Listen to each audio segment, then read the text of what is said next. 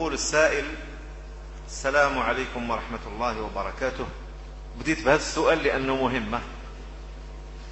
هناك داعية، والله إنه ليس بداعية هذا الذي سماه، قال: هناك داعية يأتي في قناة النهار يسمى شمس الدين، وهو يطعن في السنة، وعندما نحذر الناس منه يقول الناس: لماذا لا يحذر منه المشايخ؟ على كل حال أنا لست من المشايخ حتى ألزم بهذا، فأنا صغير كالصغار، لكن مع ذلك أرجو أن أقول كلمة في هذا الداعي. هذا الشخص داعي لا علاقة له بالشريعة، وهو مهرج، وكان الأولى بأهل هذه القناة أن يقتنوا له أنفا أحمرا وشفاها خضراء وقبعة صفراء وبذلة البهلوان حتى يتمكن من أداء دوره كما ينبغي. فإني أقول من هذا المكان المبارك: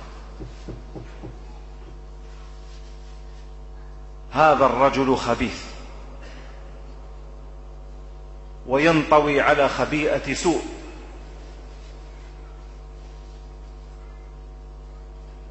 وأسأل الله تبارك وتعالى بأسمائه الحسنى وصفاته العليا أن يهديه، أو أن يأخذه أخذ عزيز مقتدر، لأن شره تمادى وصار يستهزئ من السنة الصريحة الثابتة عن رسول الله صلى الله عليه وسلم. فأسأل الله أن يهديه إلى الإسلام وإلى الحق،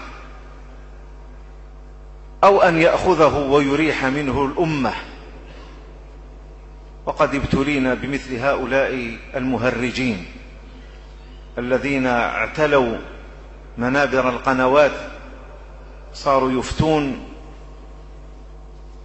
وليس لهم في الفتيا شيء، بل ليس لهم في العلم شيء.